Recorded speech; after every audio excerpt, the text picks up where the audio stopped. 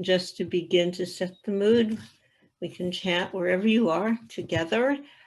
Just chant, Jagannatha Swami, Nayana Pathagami, Nayana Pathagami Bhavatume. At least we chant that 3 times, okay?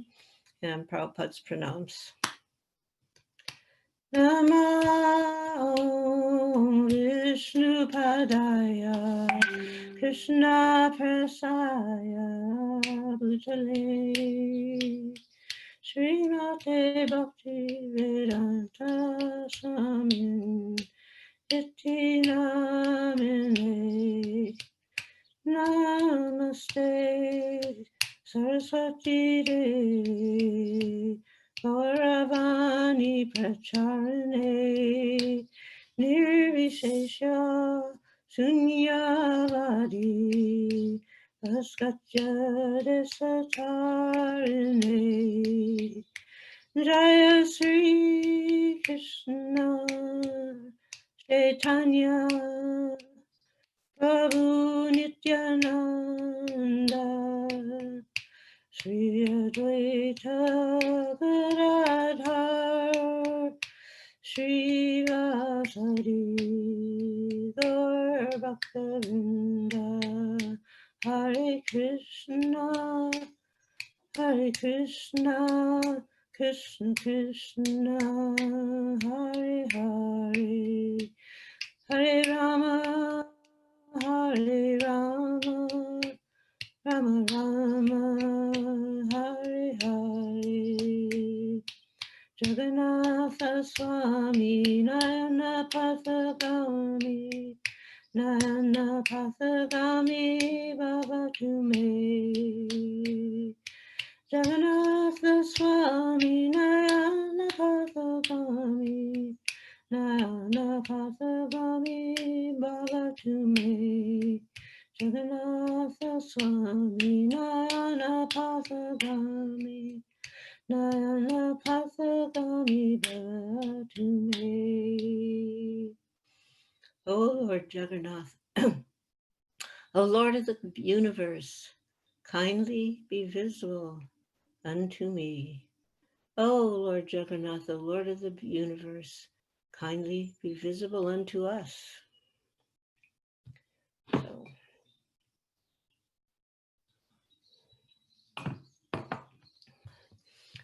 So before the year of 1967, in ISKCON, there were no deities until the Gaur Purnim, which was in March of 1967.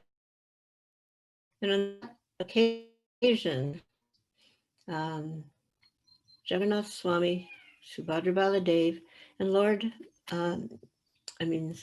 Lady Subhadra were installed in our small storefront San Francisco temple. And it was a very simple installation. There was no great fanfare. This was such an early part of the movement. We weren't, at that point in time, having knowledge of all the different rituals and the facilities that would be needed and the different items that would be used. For example, at that early stage, we didn't even know what a giwick was, or to speak of a giwick lamp. So when Lord Jagannath was installed, it was with incense, there was candles as per Prabhupada's instructions, and lots of chanting of the Hare Krishna Maha Mantra.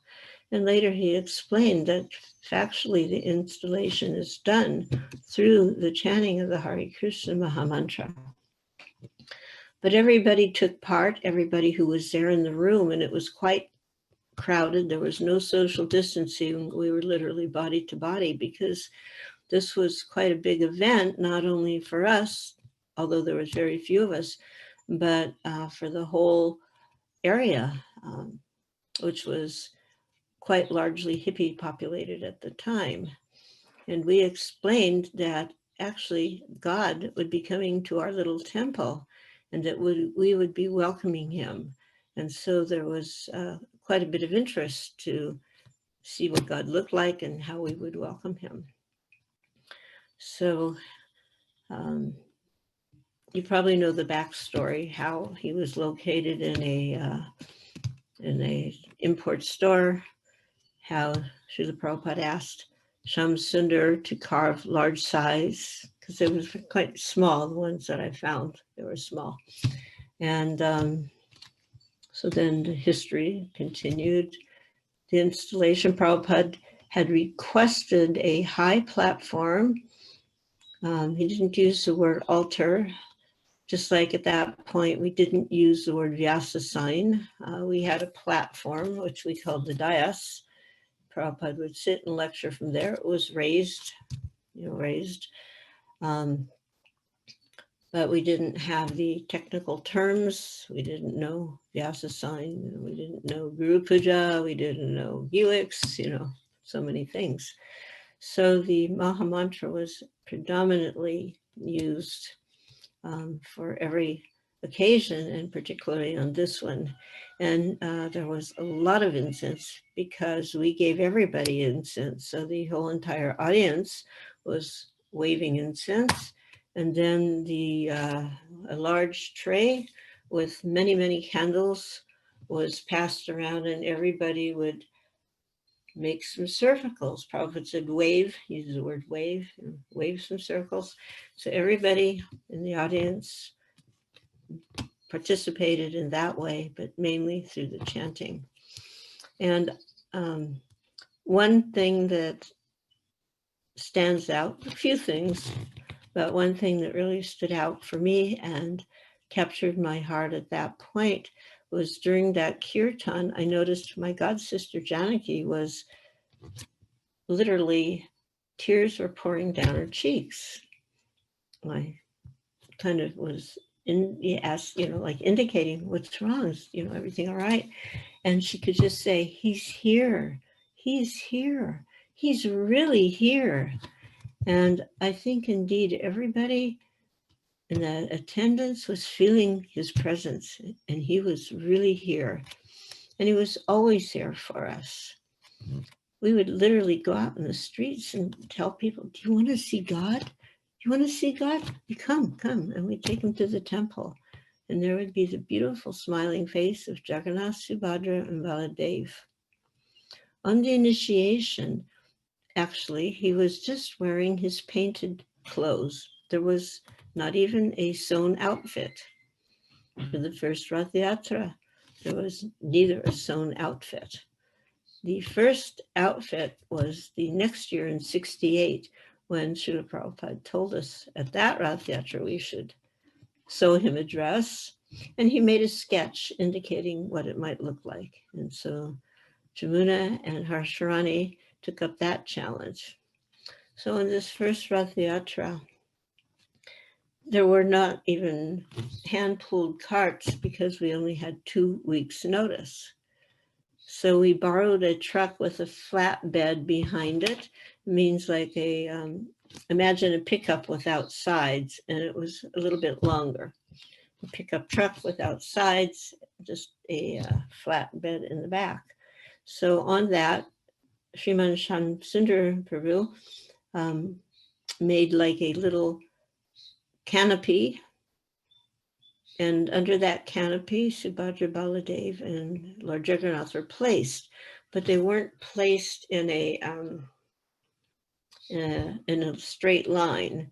So Baladev was on one side, Subhadra Devi was looking out the back, and on the other side was Lord Jagannath. Prabhupada had told us that we should have a lot of flowers, and we had, at that point, never even gone to the flower market, and we didn't go this time either. We went to the Golden Gate Park and helped ourselves to all the flowers we could possibly find and decorated our cart profusely with all these flowers. And I remember that there were 2 mounted police, means they were on horses, and they were our attendants to go down to the ocean. The cart was going to be going from the beginning of the park all the way to the end and then to the ocean. And at one point, as we passed through the park on the street, one of the policemen said, was looking around the park, he go, "Where are all the flowers?" And the other policeman looked at our cart and he pointed, but somehow they were very kind and didn't get on our case. We were told there should be prasadam. Of course, every event is not complete without prasadam, and we should feed, quote unquote, everyone. And that was my department. And I'm thinking, well, how is that going to be possible? We didn't have any giant, huge pots, and nor did we have any budget. So I decided chapatis. Chapatis are flour and water.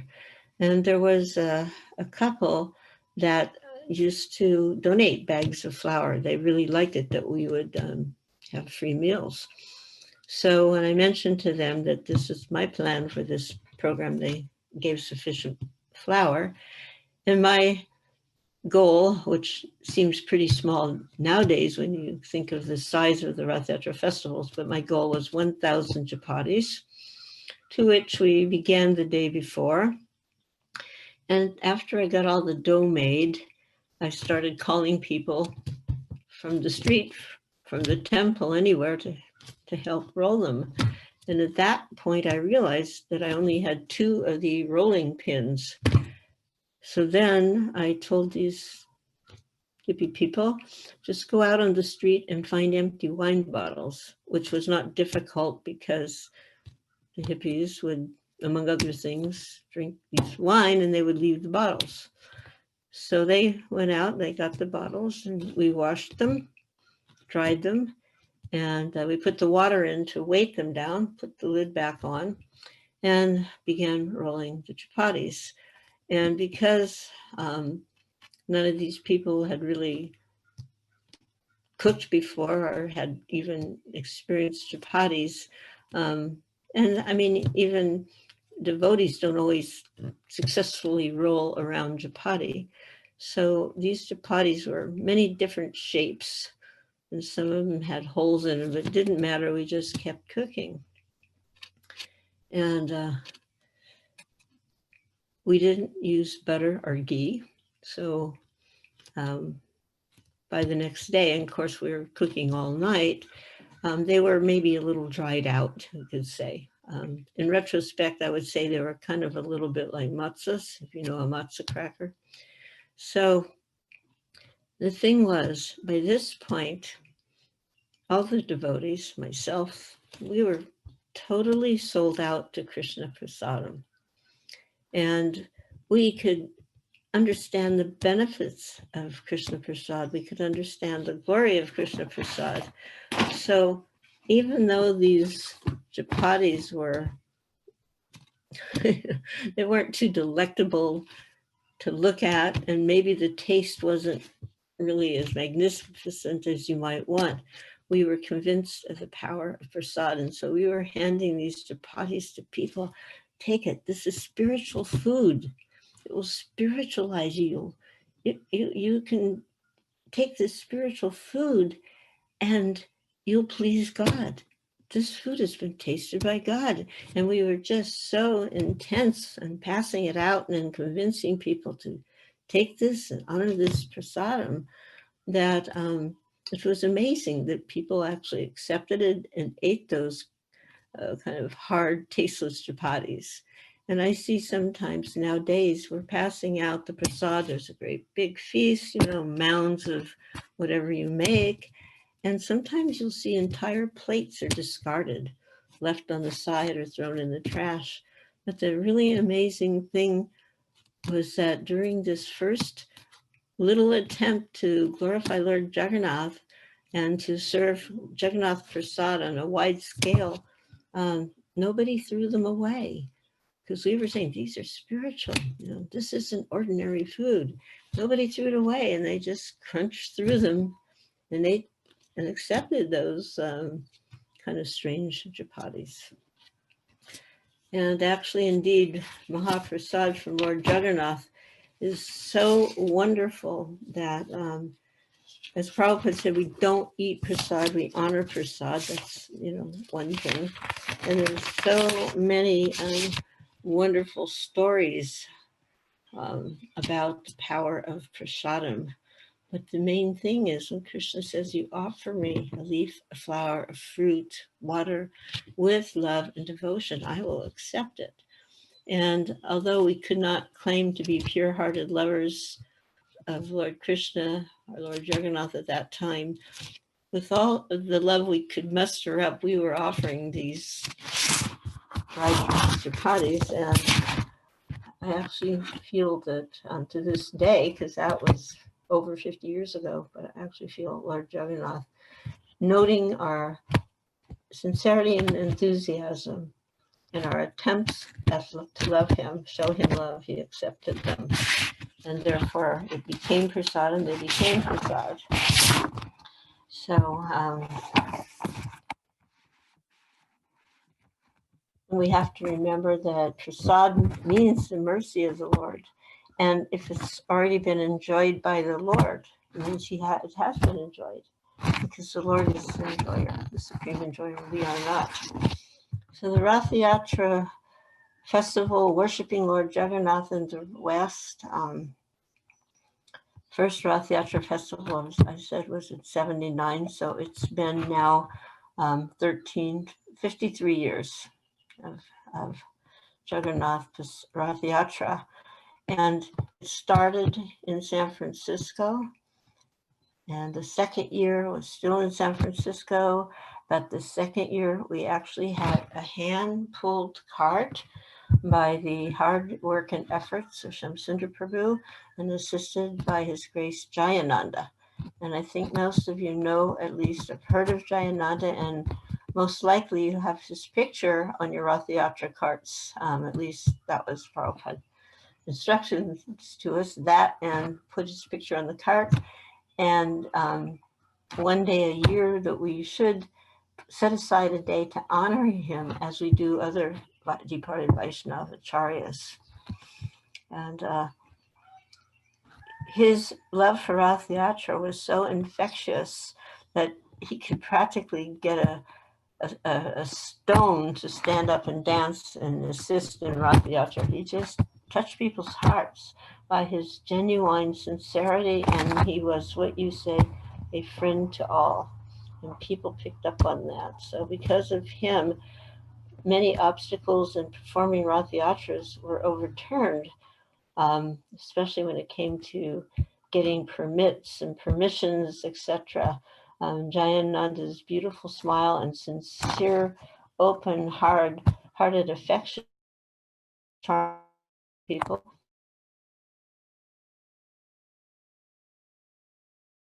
They just melted. He melted their hearts. Yeah. So I just got a message. My internet connection is unstable. I hope it's still working on your end. So regarding Lord Jagannath, Prabhupada explained that Lord Jagannath is one feature of Krishna. And that Jagat means the Lord, and Nath means the universe. So Jagannath, Lord of the universe. And one devotee had written a letter in 68. And the question was, what is the difference between Jagannath and Krishna? And Prabhupada replied that Krishna means himself and all of his different expansions. So sometimes Krishna appears as Vasudeva, sometimes he appears as Shankarshan, and sometimes as Jagannath, and sometimes as Lord Chaitanya, and sometimes as Rama. So then he further explained, so Jagannath is another feature of Krishna, and he's especially favorable to the people who are not strictly advanced in the Brahminical culture of Vedic rituals. And he went on to tell us that even in Odisha, in Puri is in Odisha, Orissa, sometimes known as Odisha. So in Odisha, Jagannath Puri is there. And he explained probably about 90% of the people there are fish eaters. But Lord Jagannath still accepts their service. So then he was explaining that in Kali Yuga, people are not so clean. And therefore, due to his mercy, the service to Jagannath Swami is preferred.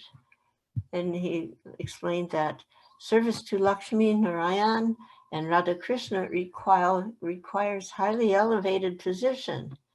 But still, whether we serve Jagannath or Radha and Krishna, the effect is the same.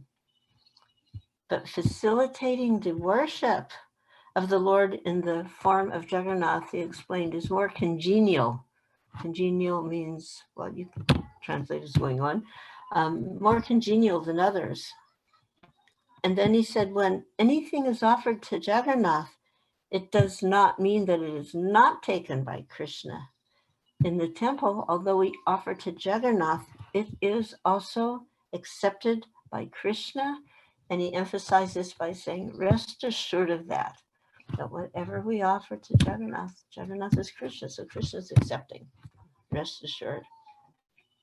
And he told a friend who was in publishing, he told that person that back in India, he'd written to him and said, my Guru Maharaj, meaning Srila Bhaktisiddhanta, recommended temples of Jagannath in these countries, meaning the Western world. So I was inspired to establish, first of all, Jagannath Swami, because he's kind, even to the Malachas, which is us. So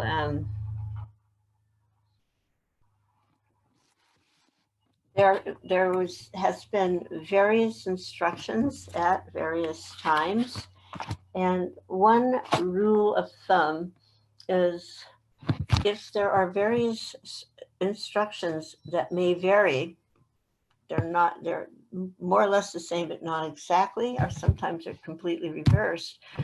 That instruction written on the latest or spoken on the latest date.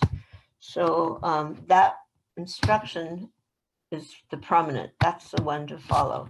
So I'll give an example that in 1967, he said to us to continue a sense of devotion.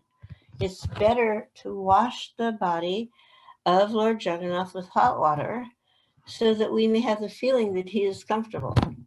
That was in 67. However, in 72, there was a change. So far your question is concerned, should Jagannath deity be bathed in water? That is not necessary. They should be washed once a year. That is sufficient. 15 days before Ratha Yatra. And that is called Snayatra.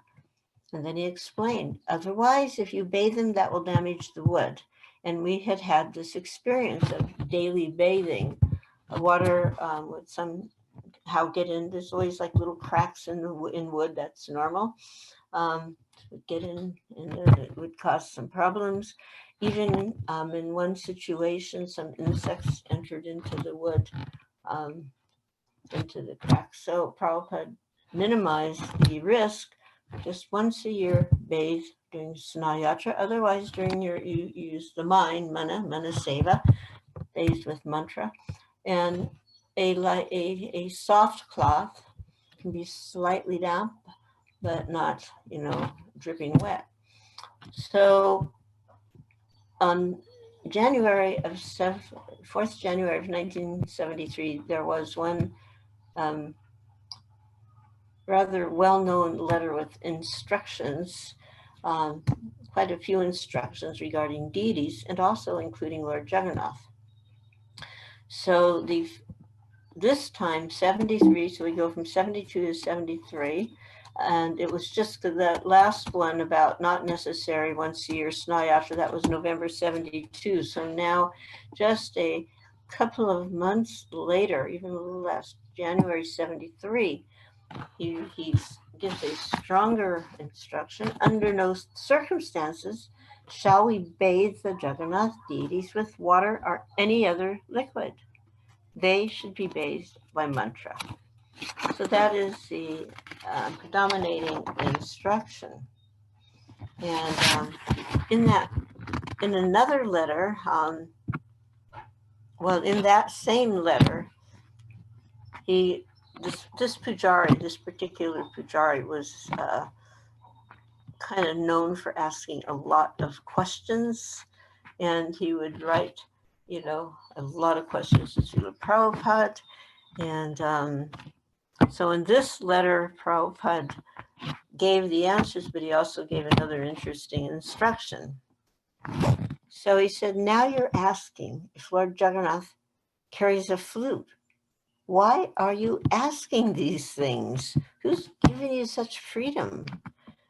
Pujaris should operate entirely under the supervision of the temple president and the GBC, not independently. And then he gave a very strong statement. He said, the greatest danger to our movement will come when we manufacture and create our own process for worshiping the deities.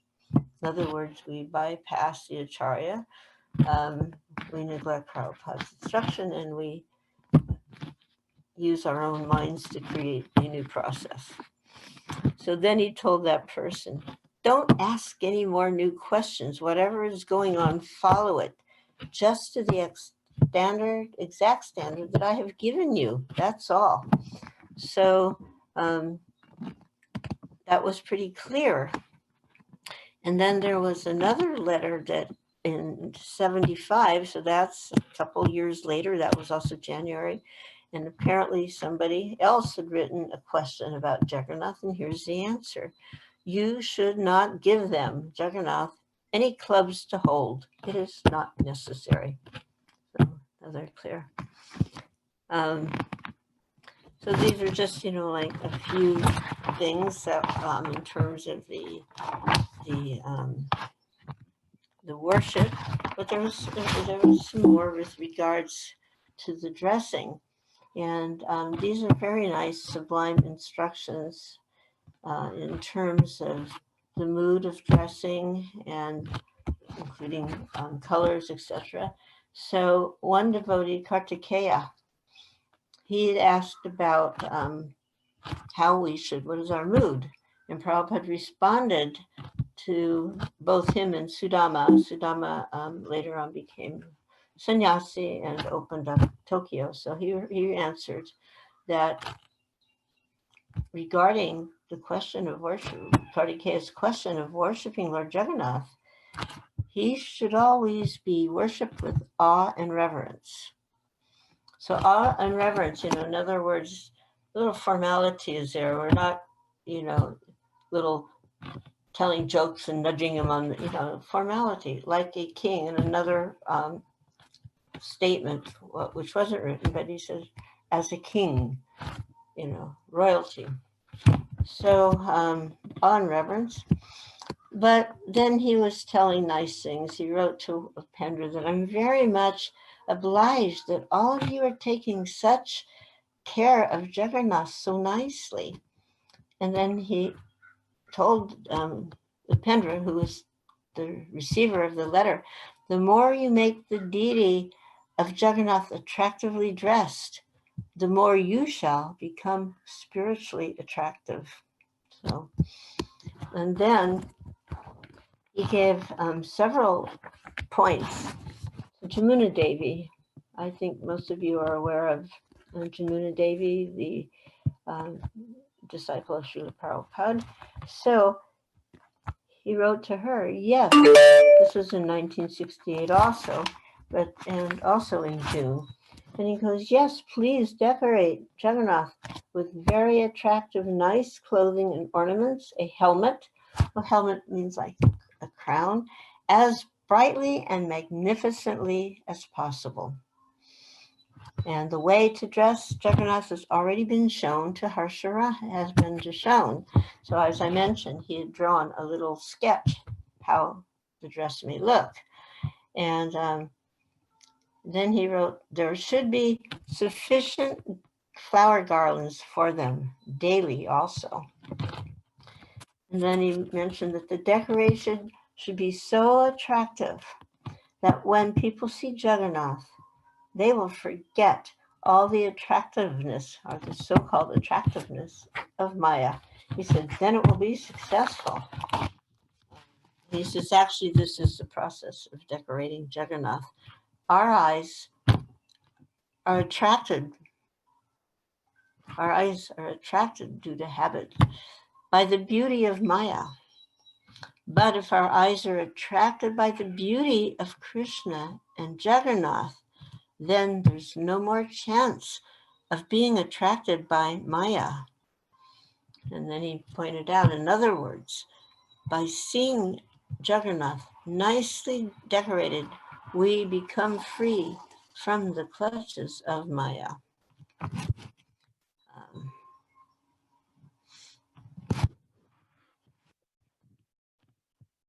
And then he was giving several points. This was the topic of several discussions and several letters, and not always specific to Jagannath, but specific to the worship of the deities, of which, of course, Jagannath was there. But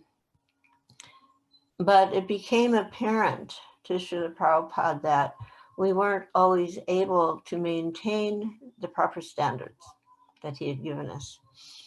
And so he started addressing this issue of installing new deities when the existing deities were not being properly cared for. And so he had wrote that unless we have sufficient experienced devotees, we shall not install Radha Krishna or Jagannath deities. And he said, Lord Chaitanya Mahaprabhu is very kind and lenient. Simply chanting Hare Krishna will please him. But he suggested that when you can have a temple, it doesn't mean you have to have deities.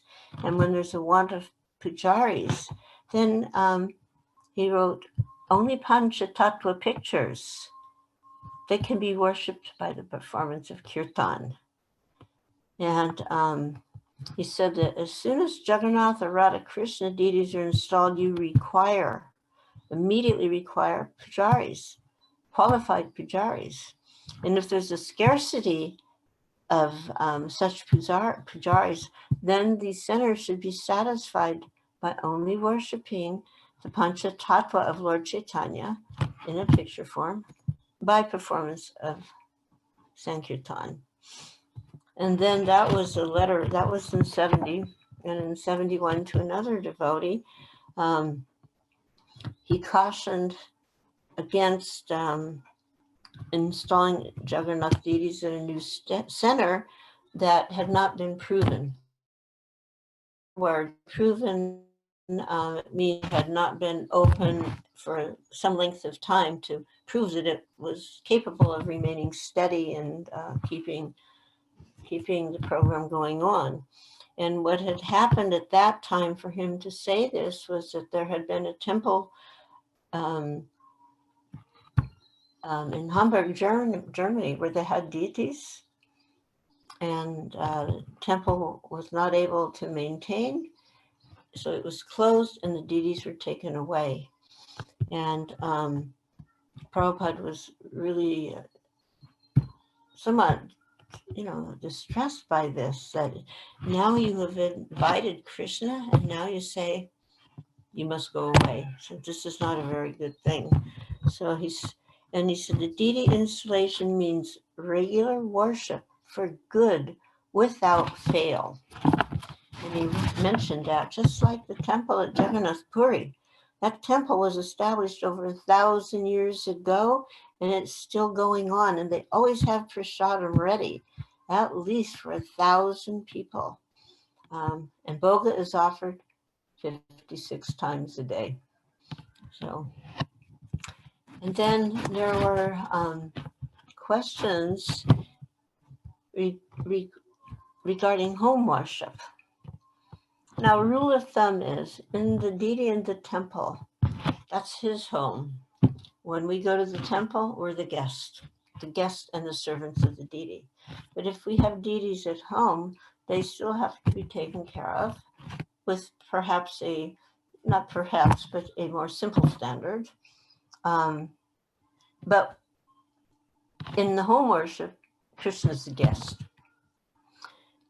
Nonetheless, we should treat our guest with great respect and try to please him. So one devotee had written that they wanted to worship Lord Jagannath. And they said that they were going to try to make that worship first class. What was Prabhupada's response to that? He said, so far as your deity worship of Lord Jagannath, don't bother with it for the time being. That is my opinion. Householders can have small altars in Guru, Gauranga, and Jagannath may be worshipped, but you should not spend a lot of time to make the worship first class, as you say. You cannot make it first class. That requires time and money and men. So then he gave a clear instruction. So better to leave the worshiping of deities nicely in the temple, and you may go there and worship. Keep a small Guru Gauranga offering, offer incense with flowers in the morning, and offer all your home prepared foodstuffs there. That's enough for the time being. And then he gave another instruction. Better to spend time chanting and following the other regulative principles and preaching and selling my books. So in other words, the temple was intended to be the place of worship, and he did not want the deities in the temple to be neglected or their service reduced because people were busy at home trying to do their own service to their own personal deities. Krishna's Krishna, but sometimes he has more potent, powerful forms. For example, the first deities installed in ISKCON were Jagannath Swami Baladev, and those deities are still existing and still being worshipped. Very powerful deity. Later on, many forms of Krishna, and just like there's that story of the candle, you light one candle and all the rest of the candles are taking their flame from that candle, but still there's an original candle which holds some distinction. Or you can say like, Radha Govinda in Jaipur, very powerful deities, We also have Radha Govinda in New York, very powerful deity, installed by Srila Prabhupada in Jaipur, actually during the Panda program. But in our homes, because you cannot have the full extent of worship, and if you do, that means you won't be going to the temple, and Prabhupada didn't want that. So the deities are there as our guests, and we should serve them nicely, but not try to imitate the temple worship. And for those who live too far for a temple, yes, there are deities in your home, but still keep a simple program. Then Prabhupada addressed the topic of children, worship by children. And he said that he was writing to one devotee, and she had posed a question. And he said, no, I don't think you should give Jagannath to small children. They will not take proper care, and they will make offenses. Because, kids, the hands in the mouth, the deity can go in the mouth, the hands in the ears, the eyes, the nose, and then they touch the deity, and they may not be, properly trained in terms of other types of suchi, suchi-muchi kids. So he said, in this country, meaning the West, the parents are generally not giving a proper example of deity worship with respect. Now, at that point in time, this was March 69, there was very few children.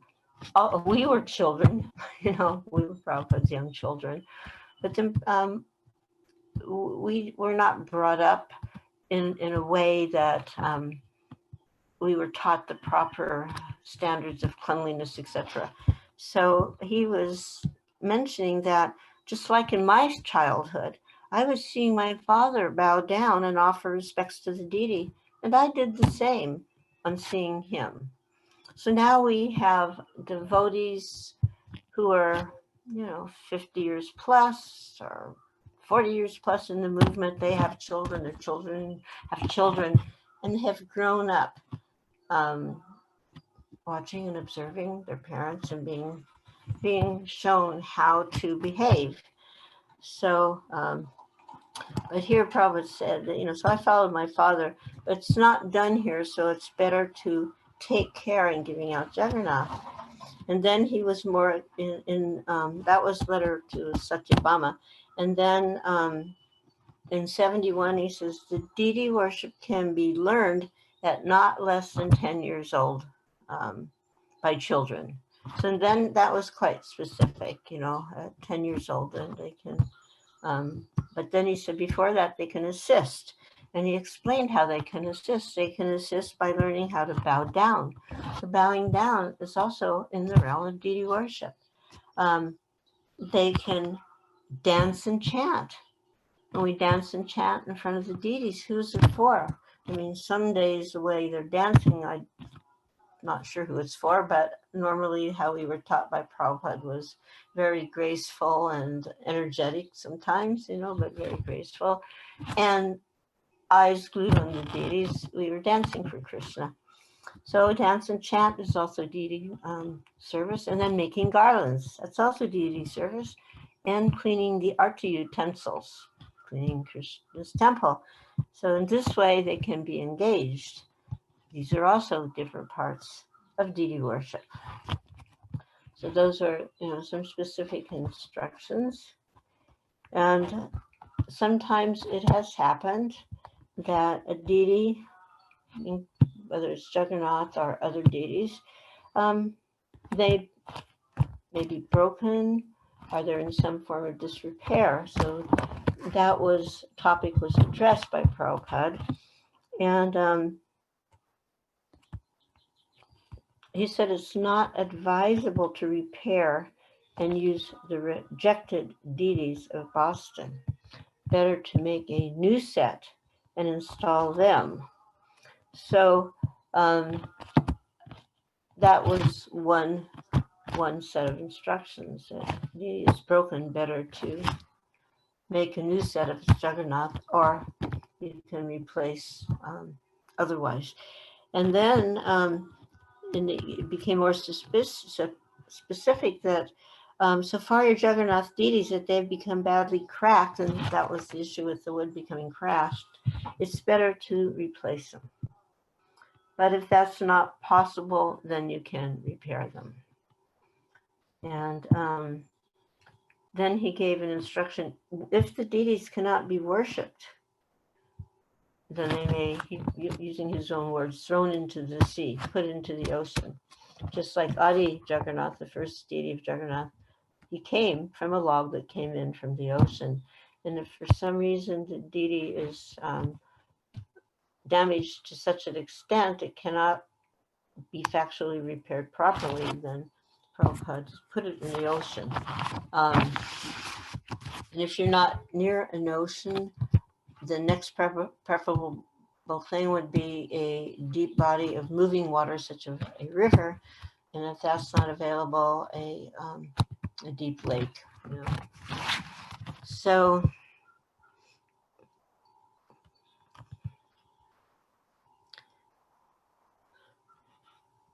Prabhupada's love of Ratha Yatra was very profound and very deep, and it began in his own explanation as a child, 5 years old. He was telling how at the age of 5, he wanted to conduct a Ratha Yatra, and he induced his father kind of forcefully to find a Ratha Yatra car, a small one, for the purpose of him to hold a Ratha Yatra in the neighborhood, and he did that.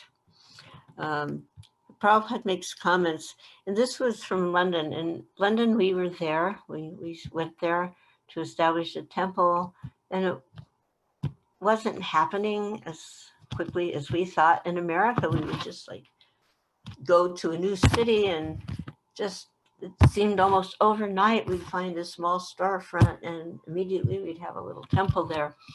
And we didn't think it would be too much different in London, but it was not the same at all.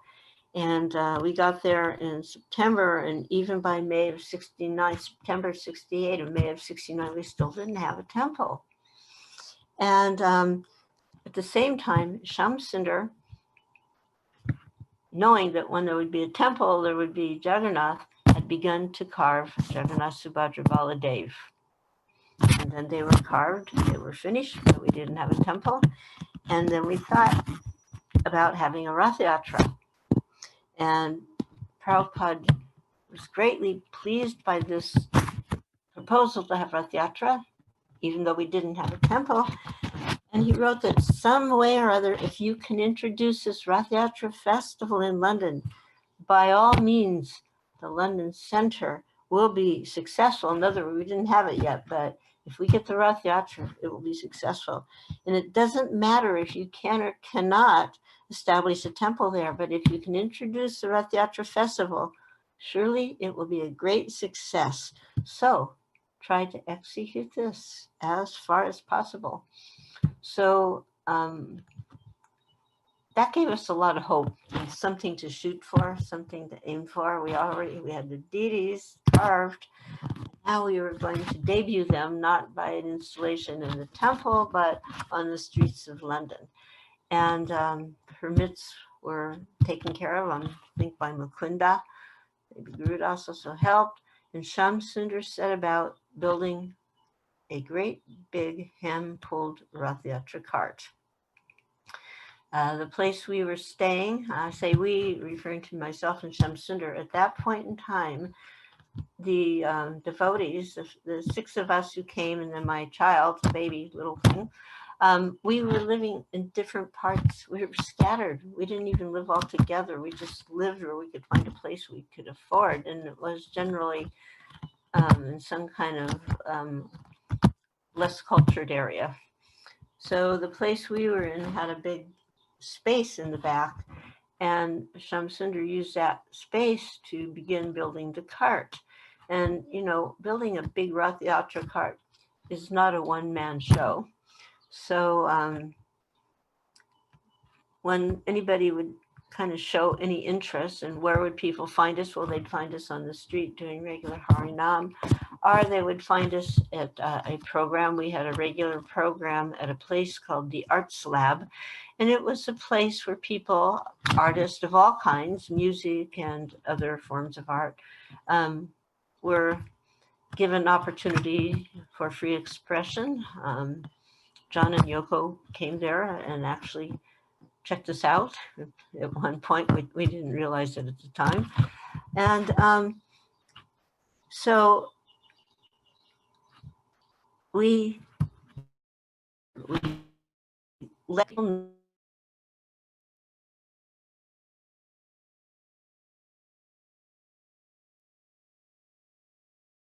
and, you know, here and there, a couple brave souls showed up, and these persons who showed up to help Shamsundar, not knowing anything about Jagannath, not knowing anything about Ratha Yatra, barely knowing anything about Krishna consciousness, but they liked the chanting, they liked the prasad that they had experienced, and we needed some help, and they were willing to do that. And for some people, this was their ticket. Not that you need a ticket to become a devotee, but this was their entry-level ticket to their life in devotional service, that they helped build the Ratha Yatra cart. So now the big day was there, and we had a magnificent route planned, and we had the permits and the permissions and et cetera, and we're at Marble Arch. If you know anything about London, this is a monumental, a very significant place. The cart is there. The signal is given to pull, you know, the conch is blown. We start to pull this big, huge cart with the big, huge wooden wheels. And we got about, not very far. The wheel on the side of Baladev cracked and crumbled. And this was such a big, heavy cart. You know, you could think, well, maybe some people could get there and hold it up, but it was really not possible. So there was just, you know, like when a sudden, we say in America, a curveball. I don't know if, I think it's an expression with baseball. The person throws a ball, and if they're an expert pitcher, the ball will go straight and then make a turn, and the guy who's trying to hit the ball won't be able to hit it because it curves out of his reach. So uh, that expression is used sometimes when something really unexpected happens, like we got a curveball thrown at us and we didn't have a plan B. We didn't have a backup plan. We didn't expect this. But devotees are never at a loss for solutions. So the deities were handed down and carried by hand, all three of them, and the procession, a little less glorious without the cart carried on. And in the meantime, poor Sham Sundar and one or two others were left to get that cart out of the way because it was causing a massive traffic snarl, because it was on a main thoroughfare.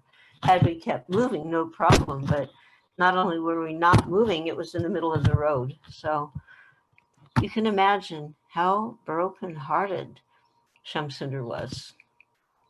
And he wrote something about that to Prabhupada, and Prabhupada had a whole different vision than we did. And he was like, don't worry, the people saw Jagannath. Don't worry, it was a success. Jagannath came out, the people saw him, they heard the mantra, that prasadam. So in spite of that, that little, for us it was a big upset, but in spite of that, Prabhupada was pleased that the show carried on. And he gave instructions on different aspects. And one aspect, like this was in San Francisco, so 68, I mentioned first pulled car, but there was only one cart. And in London the first time, only one cart, and probably it was that day that way in other places. And Prabhupada said, if it's difficult for many reasons, then you can accommodate all three deities on one cart. So it was not out of the question.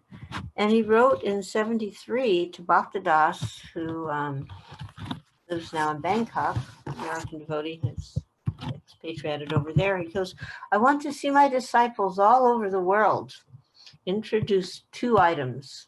And those two items were opening Radha Krishna temples and Ratha Yatra festivals all over the world. And my understanding that I think Russia is at the top of the list for the number of Ratha Yatra festivals that are performed. Now there's over 450 festivals all over the world. Some of them, greatly expansive, and some of them a little smaller. But size is not the objective here. It's just getting the opportunity to see the smiling face of Jagannath, to see his cart, to touch the rope and pull the cart. And of course, glorify him through the holy name of the Hare Krishna Mahamantra. So he was giving a letter to Madhavisa, who was temple president in San Francisco at the time. And of course, the temple president is always in a tough place because everybody has so many ideas, and they definitely like to offer them, even dump them on the temple president and say, here, you should do this, you should do that. And now Prabhupada's, and money is always an issue, isn't it? Finances are always an issue. So the temple president is always trying to be very careful about how the money is spent. And so now Prabhupada said to this temple president, among other things, simply, he says, so far as making additions for this year's Ratha Yatra, you may make 3 Raths. So this was 1970. And so that means in that year, 1970 was the first time in our ISKCON history that there were 3 Ratha Yatra carts, and this began in San Francisco. And then he said the rest of the details are already there. Simply, you may supply more money. So he's telling the temple to spend more money. Simply, you may supply more money for festoons, decorations, flowers, bells, and flags. And then he gave a beautiful glimpse into the actual status. I know there's very many esoteric explanations for Ratha Yatra. Prabhupada didn't go into all of them. We just knew that,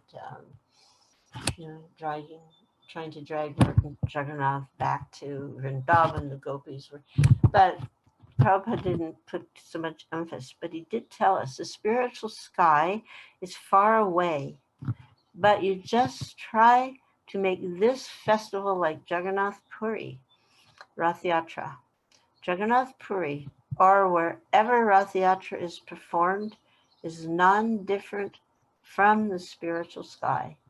So wherever we perform Ratha Yatra, spiritual sky is descending, and that place becomes a sacred space and place. Then, as already mentioned, Prabhupada said the Ratha Yatra festival is very dear to me from my very childhood days. And then he's told this devotee, so I very much appreciate you holding Ratha Yatra in Chicago.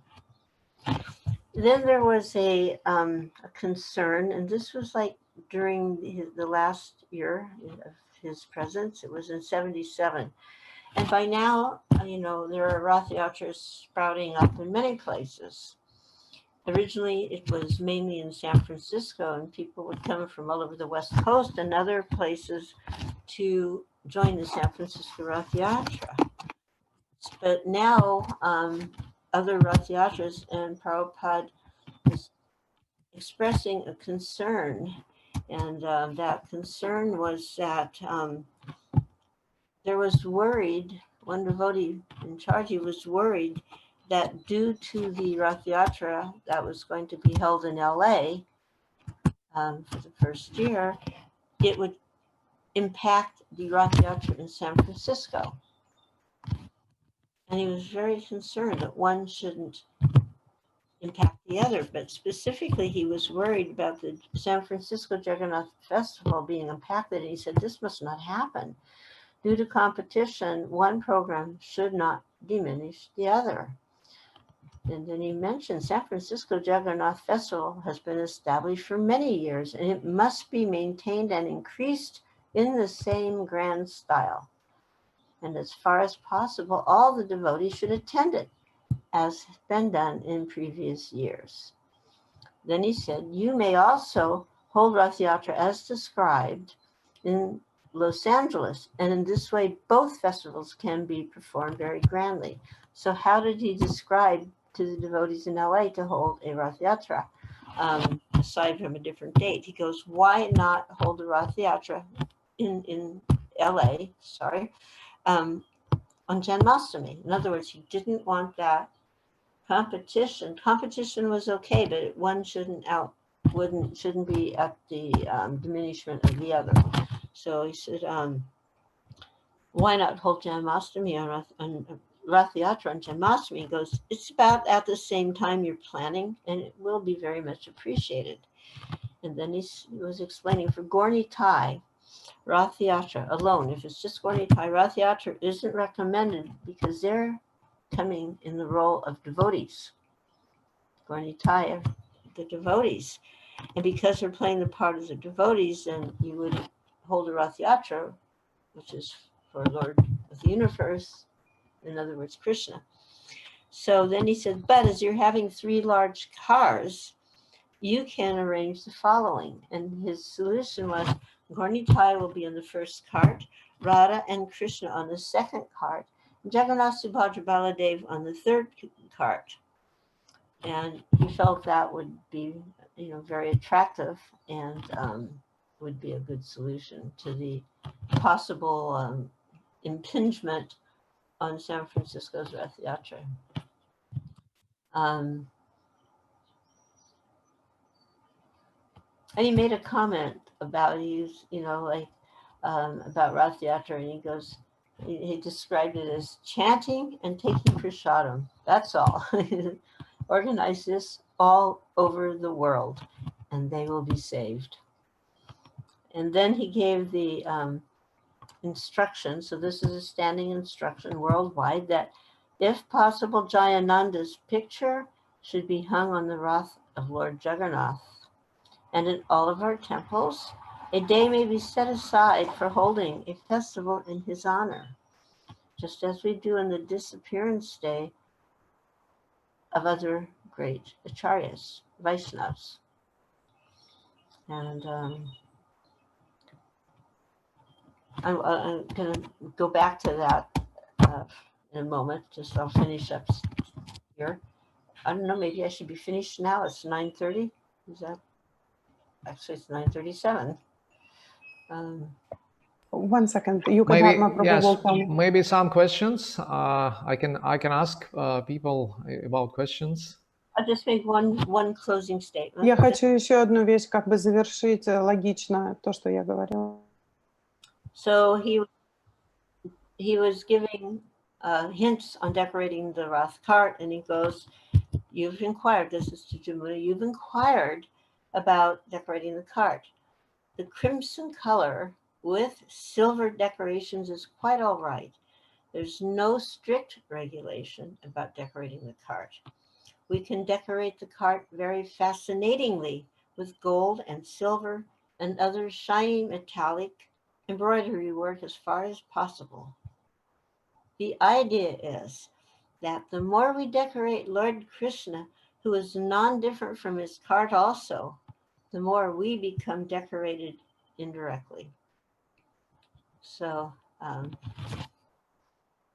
observing the cart, assisting in any way with decorating the cart, just touching the rope, pulling the rope, seeing the cart, all of this is auspicious activity that can assist us greatly on our path back home, back to God. Hare Krishna.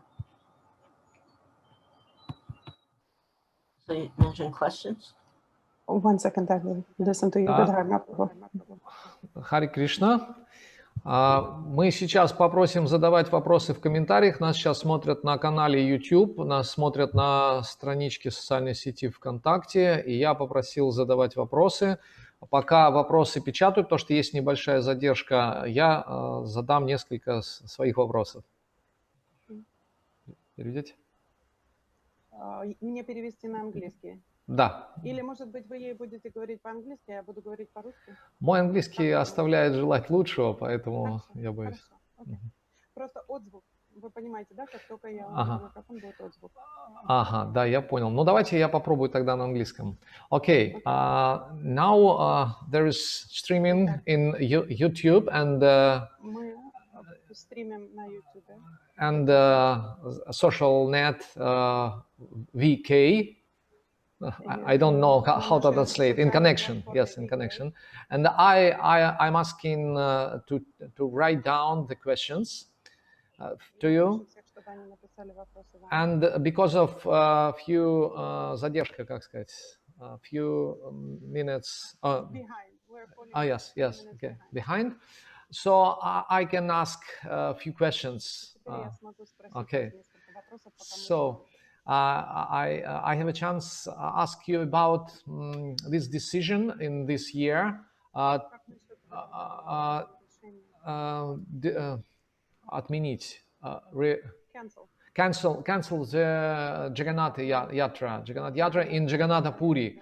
What do you think? Is it the wish of Jagannath, Lord Jagannath? Sorry for my English.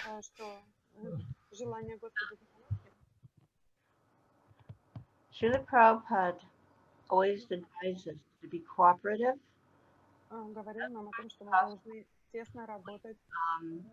Local international laws, international laws.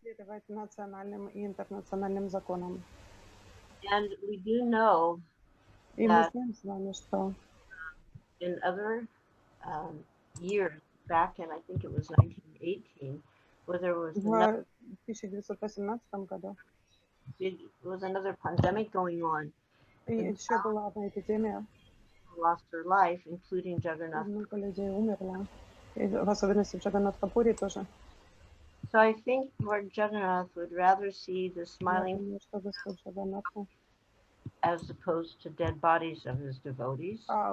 предпочитает видеть улыбающиеся лица своих преданных вместо мертвых трупов на улицах. And there is a very real risk of having so many people in И риск действительно реален, если столько людей соберутся вместе. So there's other ways that this can be addressed. Другие пути, как это можно сделать. On Ratha Yatras. And Две Ратха-ятры, например, провести. A way to do the same there. But I know it's a decision for them to make, especially since their head person in India, he's somewhat of люди в Индии. So I don't think Йога Дхарма Прабху, мне очень сложно переводить, потому что я себя слышу, и когда я говорю, я ее не слышу. Ага, я понял. Sorry, okay. I can translate my questions for Russian, okay, because of sound is very quite bad when yeah. Okay. Understand. So okay, this but Pandas, Jagannath Pandas in Jagannath Puri. Pujaris, they're asking Давайте я буду говорить и по-английски с небольшим отзвуком, но зато, по крайней мере, будет слышно и быстро. Окей. Да, мне на русском тогда, да? Да. Хорошо. Okay. Панды или So the Pandavas, the Pujaris of Jagannath Temple, они просят they правительство are asking the government to allow a local Ratha Yatra. Потому что если в соответствии с правилами, если они не проведут Ratha They Yatra, say that there is a rule, if they don't have a Ratha Yatra, then for 12 years they have to stop the Ratha Yatra. But they can have, No. I answer that question. But having the Ratha Yatra that would not risk and still have the Ratha Yatra. Которая не ставит столько людей в рискованное положение. И все же провести Радха-ятру. First of all, with all due respects to the Pandits, во-первых, со всем уважением к пандам, they're very fixed on their particular little chapter. Вы знаете, у них не очень широкое видение, они очень зафиксированы в своих старинных путях. And I say this with confidence because otherwise, говорю это с уверенностью. Western devotees who are, как западные преданные, in some cases, longer than many of these pandits have been born on the planet, and yet we're not allowed. Мы практикуем сознание Кришны дольше, чем некоторые из этих панд вообще существуют на этой земле. So how can we actually trust what they say to be accurate? Как нам доверять тому, что они говорят? The universe is the Lord of the universe. Когда Господь всей вселенной which it is, сделал это. Юга-дарма Прабху, все еще, когда я говорю, что-то вы включили на вопросах, почему-то.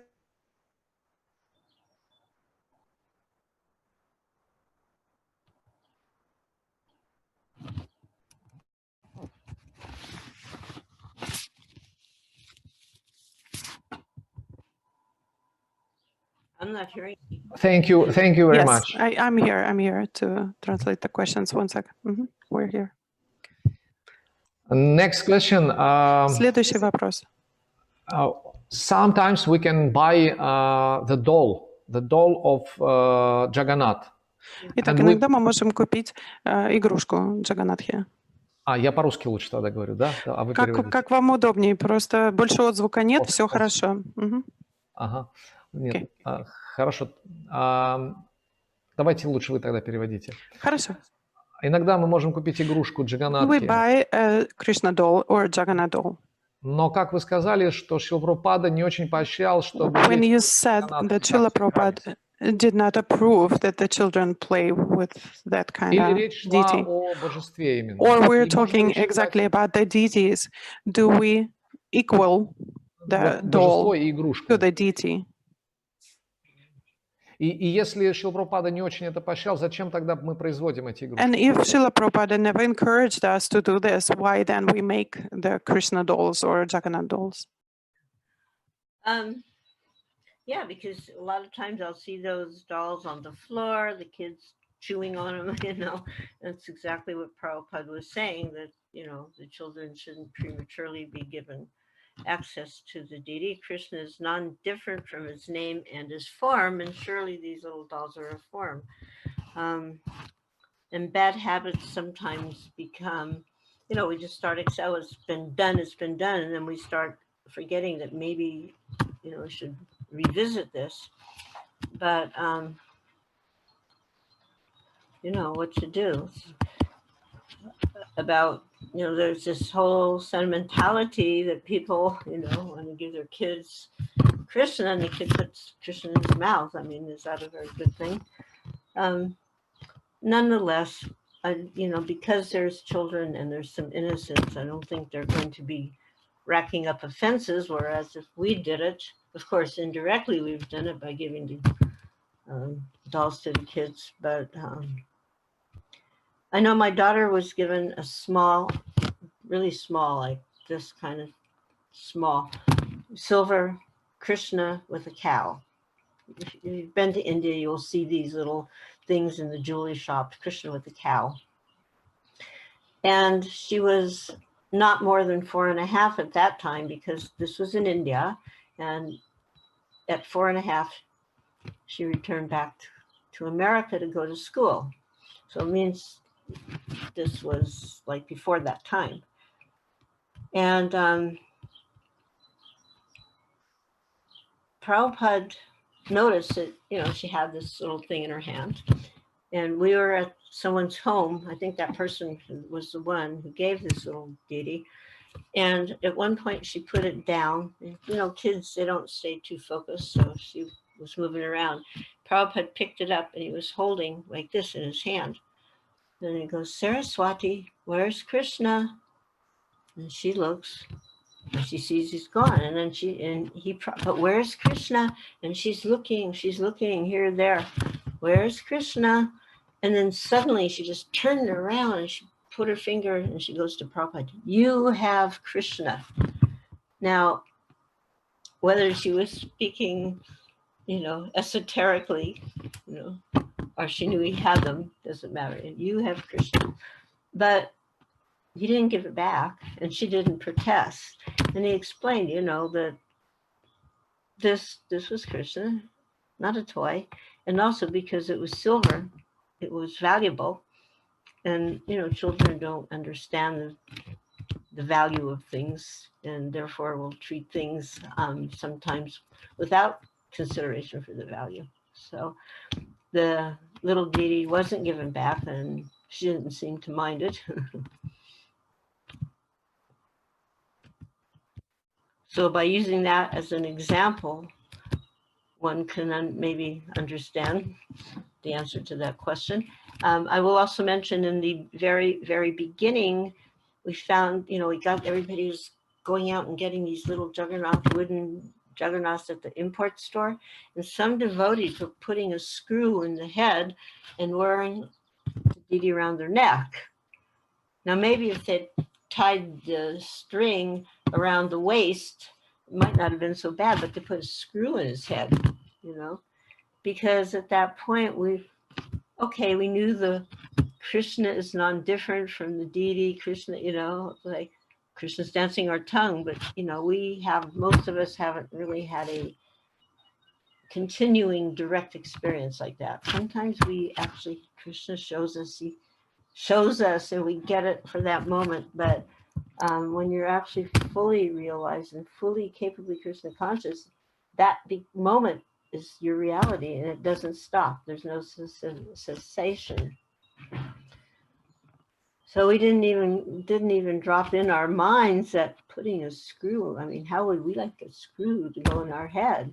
He writes a letter that we want him to be comfortable, you know, and we're not thinking, of course, that letter came much later, but a screw in the head, you know, how would that make you feel? So, and of course, Prabhupada stopped that practice also.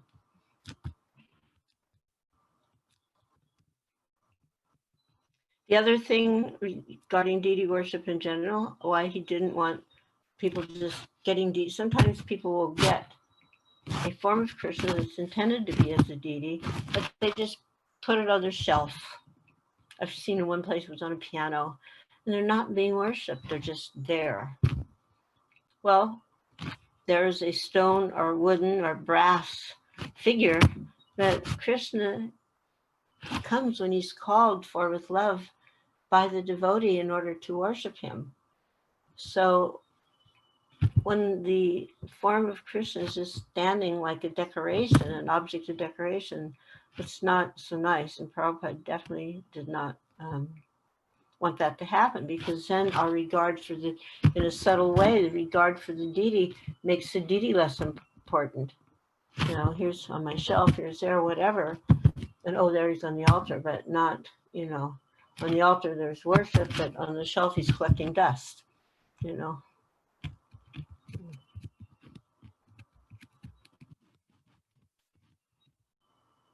Да, спасибо большое. Thank you very much. Thank you so much.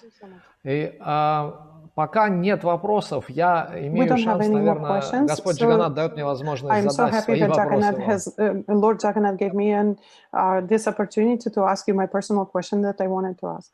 Я не буду этим злоупотреблять, но еще один вопрос я I'm not хотел бы going to задать. take advantage of this opportunity to see you, but I have another question. Когда вы говорили про вкручивание вот в голову Джаганнатхи, When you spoke about screwing the screws into the Jagannath's я head, вспомнил историю, когда I в remember the 2003 году story. я In приходил в храм 2003, I went to Беговой the в temple Москве, on и я повторял Begovaya in джапу, Moscow, and I и was там chanting работают japa. буддийские божества, Джаганатха, Господа Джаганатхи, которым сейчас поклоняются ежедневно. And Jagannath was Это были те there. же божества. It's the same deities that were there. И повторяя джапу, я вдруг Jagannath. увидел, как And I корона could see Субадры, она начинает that the съезжать crown ей на of лицо. Subhadra was falling into her face. Я испугался, что I происходит. Мне got показалось, scared what's что это мне happening. кажется. I thought, okay, maybe I'm И hallucinating. я подошел ближе и увидел, что And она I прям came съезжает на голову. close, and I Я saw подошел к that her Пуджари. crown dropped to her eyes. Пуджари поправил эту корону. And Pujari set it back. И я увидел, что And I эта saw корона прилеплена просто на вот that Bluetooth. Знаете, crown такой has a специальный blue пластилин tack on her forehead. That в ее Subhadra has a голове. blue tack on her forehead, and it's stuck to Я it. сел You know. повторять джапу, и я увидел, So как I корона was опять стала chanting съезжать. Hare Krishna japa, and the crown started to fall down again. И мне показалось, что Субадра, не So, понравилось, что ей вот клеют чем-то на лоб. and I felt that maybe Subhadra Maharani didn't like that there was a blue tack stuck on her forehead.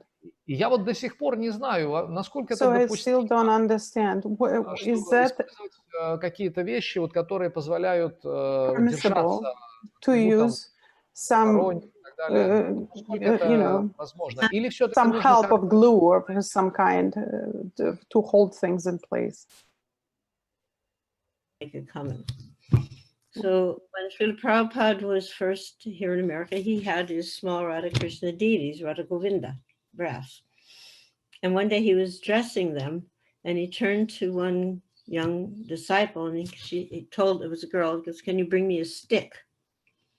So she brought a stick, and a small stick, and he put it under her skirt, so the skirt would flare out. You know, like the skirt was straight, so he put the stick and it held the skirt out. Now, if you just, I've asked people, what would you think about putting a stick under Radharani's skirt? Oh, my, you know, like, then I told, well, Prabhupada did that. And because he did that, I've sometimes done that too, where like, you know, just flip the skirt out. What was common in that time, in that era, was beeswax. That's what they used, and then in India. But then some other kind of a mixture was coming. It was usually reddish, and that was also used to keep crowns or earrings or rings, you know, on the deity. And that's acceptable. So some of this is, you know, so hence blue tack is acceptable. Now, I know there's very different qualities, and some blue tack is so sticky that you actually can't remove it from the deity. So then you have a buildup of blue tack, and that's not a very good thing. So if you're going to use blue tack, no problem, but make sure it's removed, all of it, when the deities are undressed. I've seen people bathing deities, and there's a big wad of blue tack, and wait a minute, wait a minute, have to take it off. But you can use to keep the crown on, or the rings, the earrings. Sometimes you have to put the blue tack where Krishna's flute is, because otherwise the flute drops.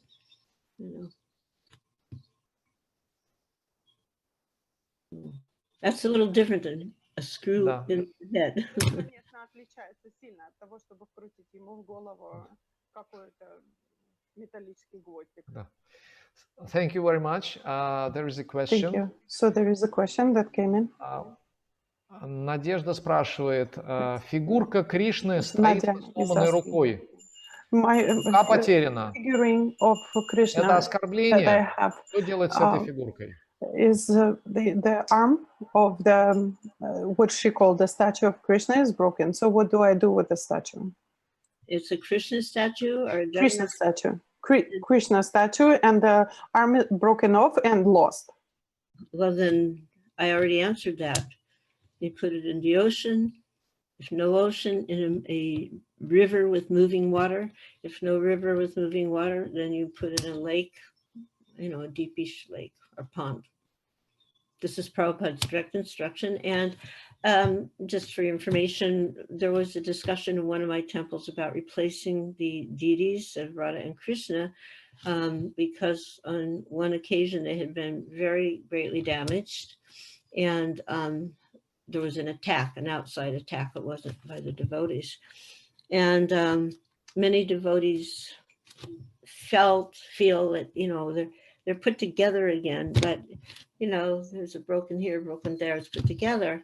And in the books on deity worship, it's explained that we actually shouldn't worship a broken deity, But Prabhupada has given us a lenience of repairing. I noted a couple of those there. He said, best is, but if you cannot, if it's too difficult, then you can repair. So that's a consideration. If an arm is lost, there should not even be a question. You should understand this, put in some body of water, If you're in Moscow, I see there's a pretty good river there,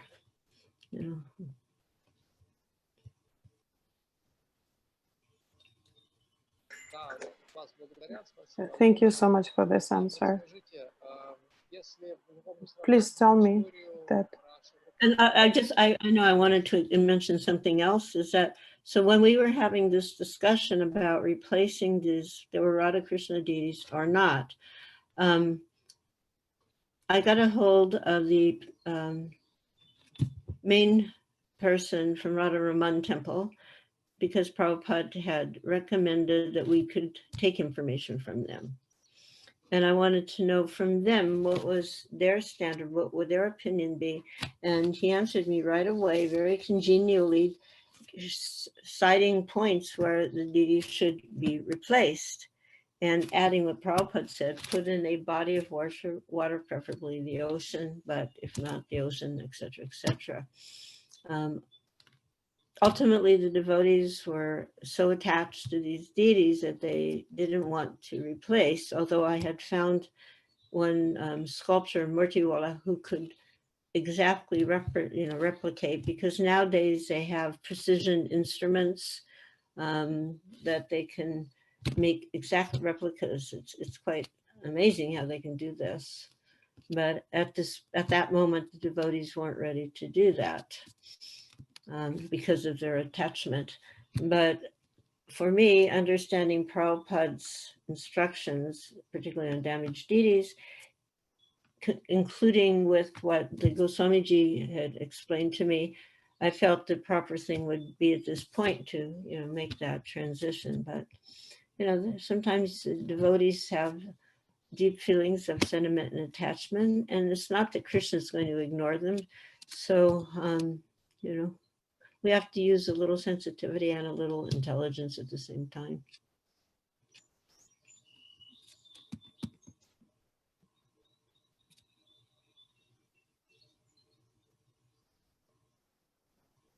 I'm not hearing anything. Yes, I'm here, Malati. You're, hurrying up again. So please slow a little bit when you answer. Sorry. Да, хорошо. Да, да. Next question. Sometimes it happens that the deities are repainted and they change their looks to the point where you cannot recognize them.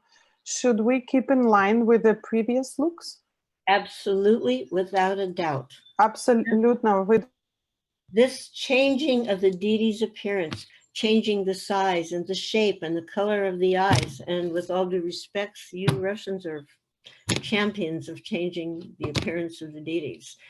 And it's just something that Srila Prabhupada spoke very clearly and strongly about. The first occasion to have to consider this point occurred in London. And although he asked us not to speak about this, I'm speaking about it because, anyway, people know the deity was attacked and Radharani suffered some damage. Interestingly enough, we got those deities, Radharani and Ishwara, because they were little broken, Radharani. So the Hindus, with their Hindu consciousness as opposed to their Krishna consciousness, rejected the deity. And Prabhupada happily took these deities and installed them. And when they were attacked in our temple, so we had to, find someone who could repair. The only person we could find who we felt we could trust with this was a marble sculptor. He was from Scotland. He was a meat eater, he drank and he smoked. Of course, he didn't do those things in the temple. Prabhupada just didn't even care about that. If he could just fix the deity, that was what the concern was. What did he care about? The repainting, that they should not look different. And he advised us we should keep a book of the deities with their picture and then comments on the different occasions, like on the day the deity's installed and different other situations throughout the year that the deity is worshipped. And for the devotees who closely worship the deities, many of them have many wonderful incidents because Krishna is there. That is Krishna. The deity is Krishna, and naturally Krishna reciprocates with his devotees, whether they're the pujaris or other servants. But upon this occasion, he was so careful to make sure there would be no change in the appearance. And in the last few years, I'm sorry to say that their appearance have changed greatly. And people say, oh, that's so nice. But what is so nice about just somebody can paint? Okay, you're a nice painter. But if you were a servant of Krishna painter, then you would see, here's how Krishna looked. And you will just follow that instead of your own little mind spinning out and making the eyes bigger or smaller or a whole different color, changing the mouth, etc. In one place, very famous place in ISKCON, they actually took some kind of special putty that they use on cars to break, they have a smash, and so to fix the smash, they use this putty, and they put it on the eyelids of the deity to change the shape of the eye. And if you look at the original pictures and the current pictures, you can see it really clearly. So the appearance of the deity is not arbitrary. The deity is not like artists that will paint on canvas. They may paint on a wall. They may paint on so many things. The deity's painting is totally different. And we're there as servants to the deity. And we should not presume to take the liberty to change one thing. Now, when a deity is first painted, especially if they are repainted, and they have not been repainted for quite some time, it will be a little more like, the appearance will sometimes be like a little bit more apparent. Just like I just had operation on this eye and then on this eye, right? And not at the same time, one after the other on different days, but they cover your eye after the operation for at least 24 hours. And when you take off that covering, the whole world looks like a whole different world because your eye has been repaired. So when you paint and there's new, fresh paint, it's going to look different in just terms of the freshness, the sharpness of the paint, but the features should not be changed.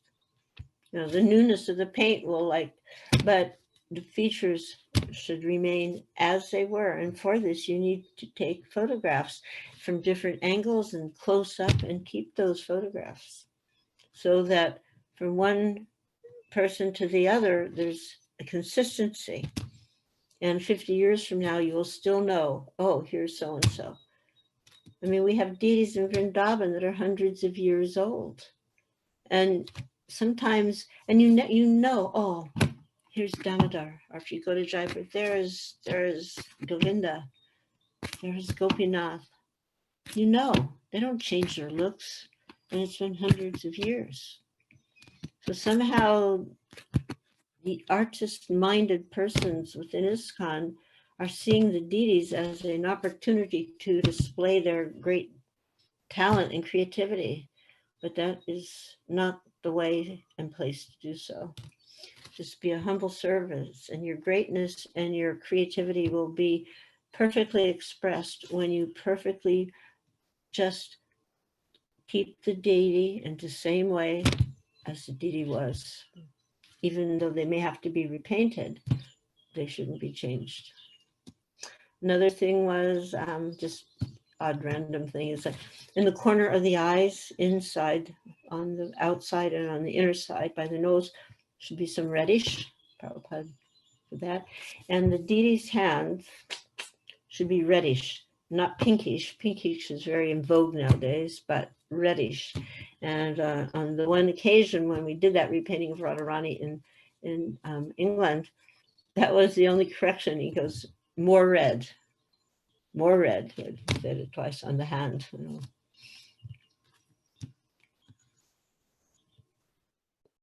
Okay, thank you.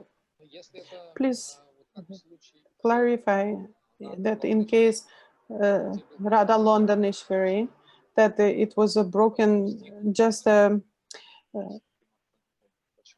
it's just a finger, small finger that was broken. So it's acceptable to worship the deity with this small repair? It was a little more than a little finger.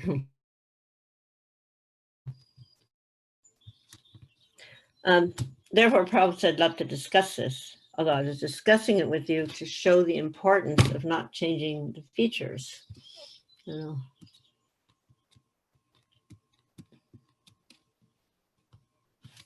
Nowadays, that breakage occurred during shipment. Nowadays, they've got this really good material, and it would be almost, nothing's impossible, but almost impossible to break a deity in transit, because they fill in with this foam and it totally surrounds the body of the deity, and there's no chance of shifting or breakage, So that's a good use of some of our modernness,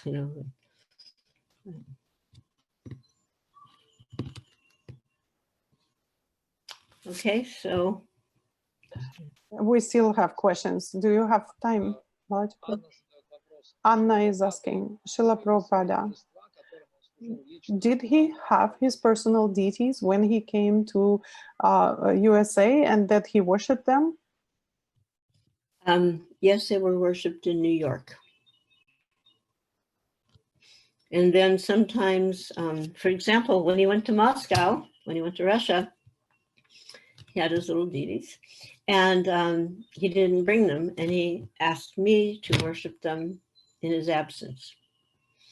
and which, you know, it's going to be a short absence. My husband had gone with him, so he took my husband and gave me his deities to serve. And I asked, what was their schedule? And he said, that you can determine, but then once you determine, you maintain, don't change. Again, personal deities, there's some latitude, but once you make a determination, then don't change it.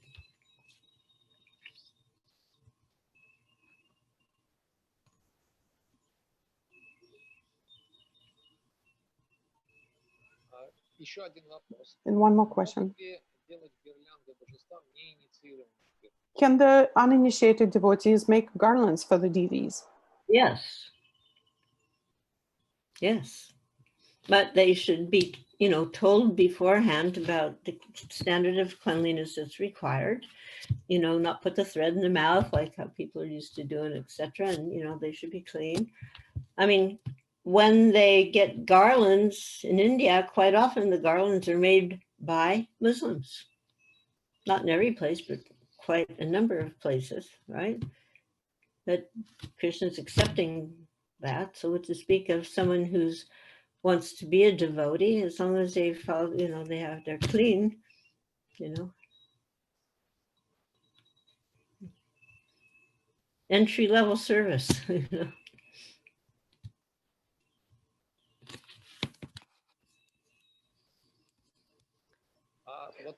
Okay, next question. What was the name of the deities that Srila Prabhupada brought with him? Radha Govinda. Radha Govinda.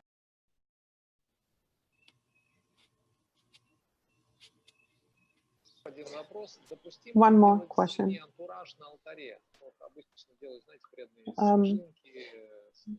Can we decorate the altar and everything around it with a theme of winter, such as snowflakes and things like that?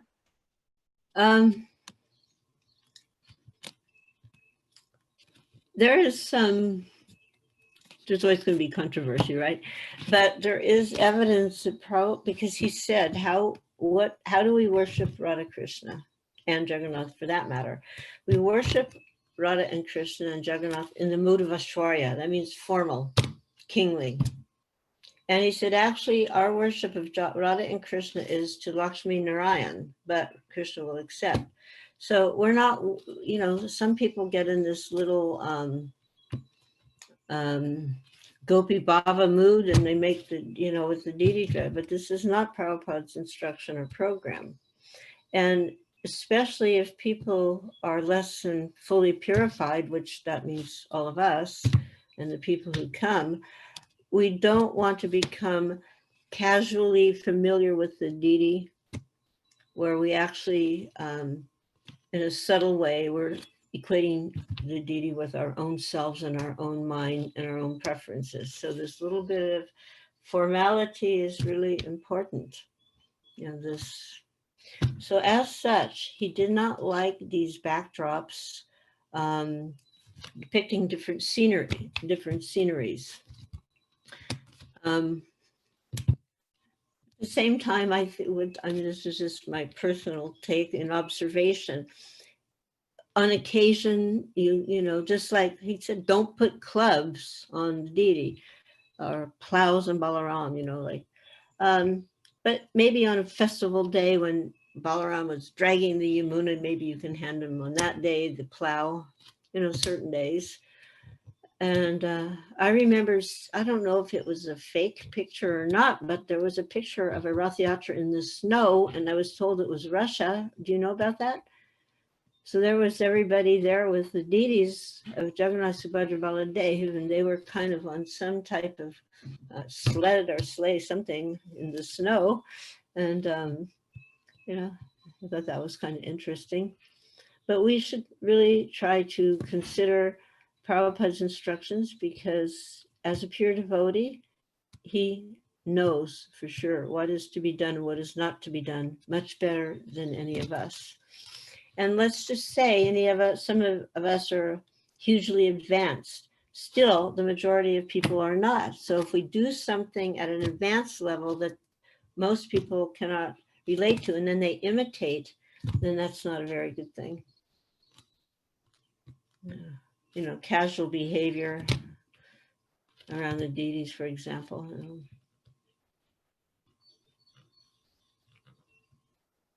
Definitely no fake flowers. Definitely not fake flowers. That's in writing to Himavati. No.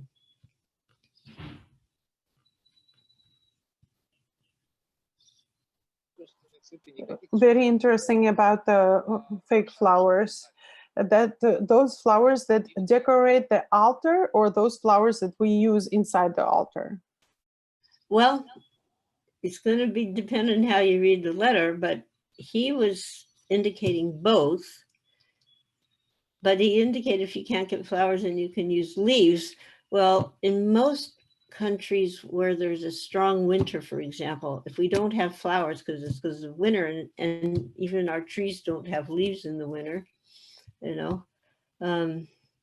But I've seen devotees become really clever using different, you know, decorating the altar in different ways that looked very attractive, but weren't fake flowers, and neither were they real flowers because they couldn't afford them. You know, but they found different ways of decorating the altar. Yeah.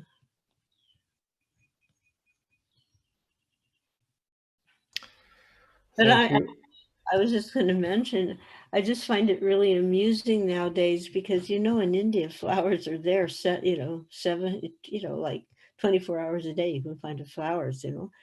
And some of the temples now have been, I don't know, influenced or what, but they will use, I haven't seen it on garlands yet, but in their in decorating, they have used the Indian version of fake flowers, you know. But the real question in mind, okay, this looks good to me, but how does it look to Krishna? Is he accepting this? Is this what Krishna wants? And, you know, that takes a little, as Prabhupada would say, a little intelligence, and therefore we have to go by the words of the Acharya, you know.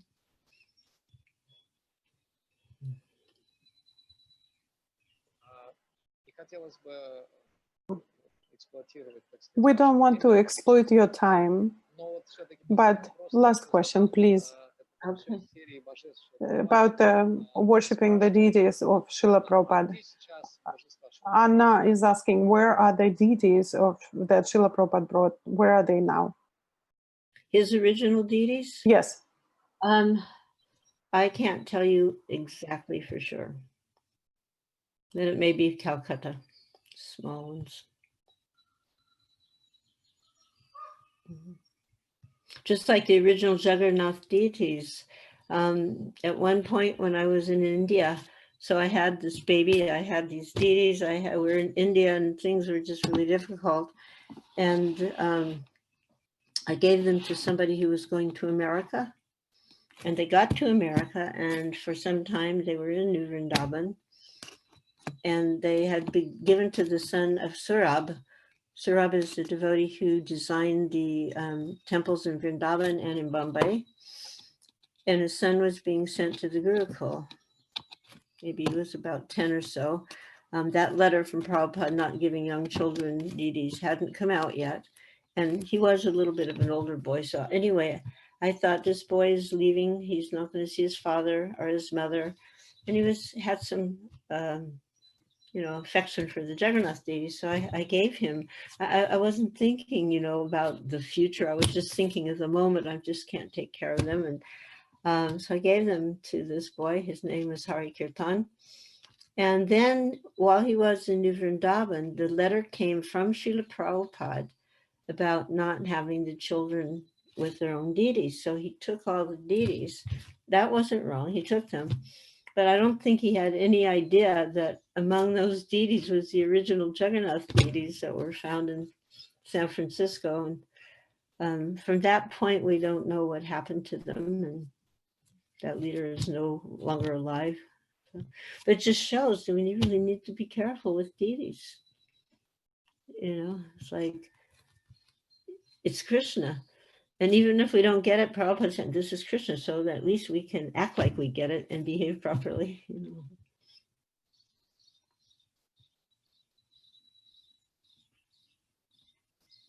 know. devotees are so grateful for your explanation. They send their obeisances, they send the hearts and everything.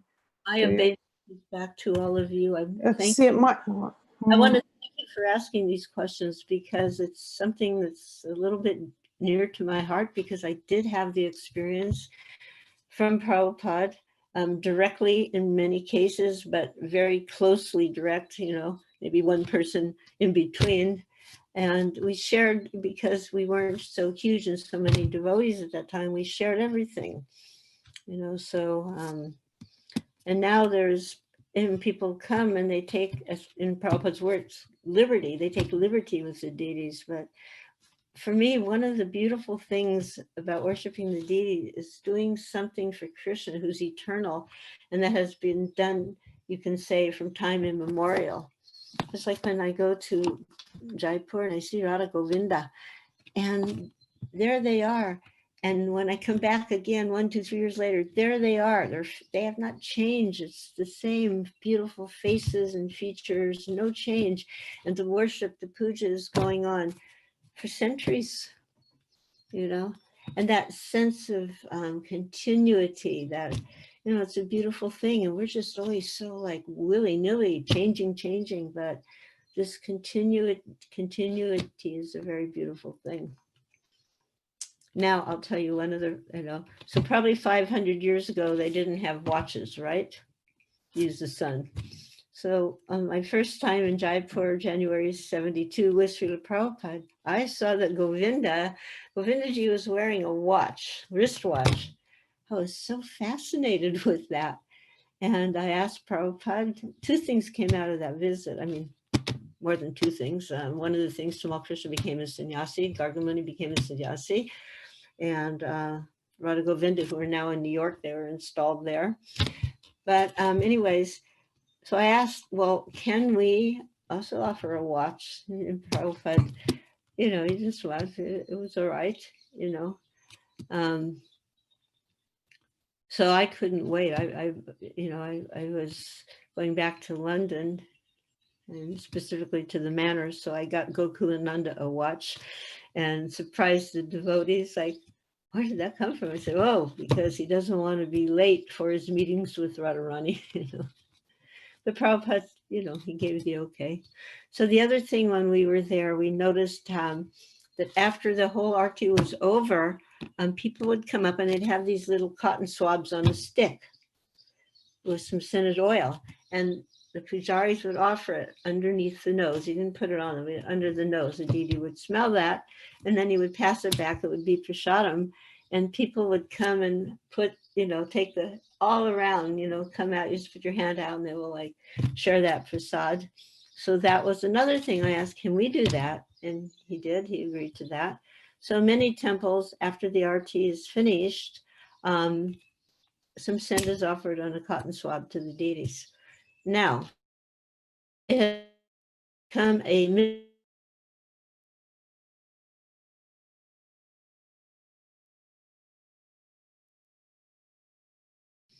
Now we know Kali Yuga flowers aren't always wonderfully scented, but so devotees are thinking they're compensating by putting the flower oil on the flowers, but that is not acceptable. You can offer the oil on a little cotton, on a stick with some cotton after the whole arti ceremony is concluded.